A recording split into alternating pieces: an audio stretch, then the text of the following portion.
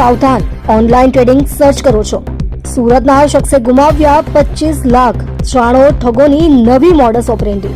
જો તમે પણ સોશિયલ મીડિયા પર ગોલ્ડ ટ્રેડિંગ કે વધુ નફાની લાલચ આપતી લિંક્સ પર વિશ્વાસ કરો છો તો આ અહેવાલ તમારા માટે ચેતવણી સમાન છે।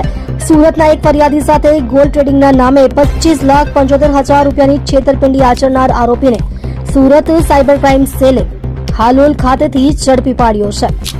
તમે પણ સોશિયલ મીડિયા પર ગોલ્ડ ટ્રેડિંગ કે વધુ નફાની લાલચ આપતી લિંક્સ પર વિશ્વાસ કરો છો તો આ અહેવાલ તમારા માટે ચેતવણી સમાન છે। સુરતના એક ફરિયાદી સાથે ગોલ્ડ ટ્રેડિંગના નામે 25,75,000 રૂપિયાની છેતરપિંડી આચરનાર આરોપીને સુરત સાયબર ક્રાઇમ સેલે હાલોલ ખાતેથી આરોપી ઘનશ્યામભાઈ કનુભાઈ મોહનલાલ ઠક્કર, ઉંમર વર્ષ 46, ધંધો બેકાર, અભ્યાસ B.Com, રહે ઘર નંબર 11, ઘનશ્યામનગર, યુવરાજ હોટલની પાસે, હાલોલ બસ સ્ટેશન, હાલોલ, જિલ્લો પંચમહાલની ધરપકડ કરી છે।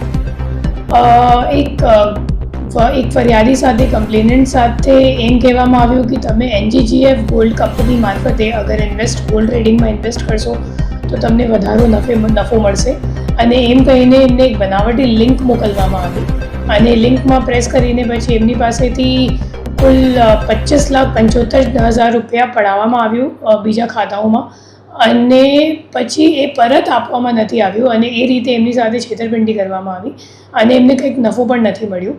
અને જ્યારે આ ગુનો અહીંયા દાખલ કરવામાં આવ્યો ત્યારે આપણે ટેકનિકલ વર્કઆઉટ કરીને આપણી ટીમ હાલોલ ખાતે ગઈ અને હાલોલથી ઘનશ્યામ ઠક્કર કરીને જે લેર 1નો અકાઉન્ટ હોલ્ડર છે એમને પકડવામાં આવ્યું છે અને ઘનશ્યામનું જ્યારે આપણે ઇતિહાસ જોઈએ તો એમને અગાઉ પણ ચેન્નઈ પોલીસ દ્વારા અટક કરવામાં આવ્યું છે અને હાલ બેલ ઉપર બહાર છે અને ઘનશ્યામ અગાઉ પ્લાસ્ટિક કંપની ચલાવતો હતો અને પછી ધંધો મંદો પડી ગયું અને ખાતો એમનો ચાલતો નહોતો તો પછી ભાડા આપવાનું એમને શરૂ કર્યું અને એમના જે ખાતો છે એમના ટોટલ 22 NCCRP કમ્પ્લેન્ટ્સ નોંધાયેલ છે આખા ઇન્ડિયામાં અને તમામ NCCRP કમ્પ્લેન્ટ્સનો આપણો ફ્રોડનો આંકડો જોઈએ તો 8.5 કરોડ જેટલાનું ફ્રોડ છે।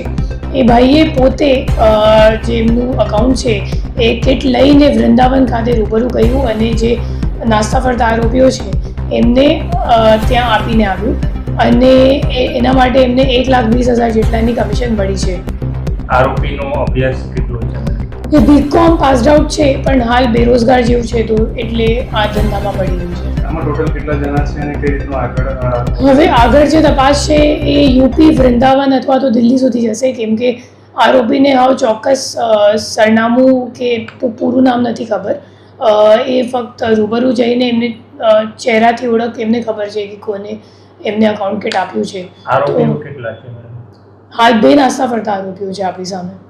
ઓકે, અને ફરિયાદી છે એ શું કરે છે? એનું બેકગ્રાઉન્ડ? એ ધંધો કરે છે। શાનો? એની ટાર્ગેટ કોને કઈ રીતે આ કરતા હતા? આપણે એકચ્યુઅલી જ્યારે સર્ચ કરીએ ને તો એ લોકોને આપણું ડેટા મળી જાય છે। તમે જે રીતે સર્ચ કરો તો તમે અગર ગોલ્ડ માઇનિંગ કે ગોલ્ડ ટ્રેડિંગ, ફોરેક્સ ટ્રેડિંગ આવું બધું ટેલિગ્રામ અથવા તો સોશિયલ મીડિયા પર સર્ચ કરો તો જે લોકો એવી રીલ ચલાવતા હોય કે એડવર્ટિઝમેન્ટ ચલાવતા હોય તો એમને તમારું ડેટા મળી જાય। પછી એ લોકો સામેથી કોલ કરીને એમને જણાવે કે હું આ કંપનીથી વાત કરું છું અને આમાં મારા કંપની દ્વારા તમે અગર ગોલ્ડમાં ટ્રેડિંગ કરશો તો તમને વધારે નફો મળશે। તો એમ કહીને લાલચમાં આવીને જે વિક્ટિમ હોય તો એ લોકો પછી ફસી જાય અને પૈસા ટ્રાન્સફર કરી દે।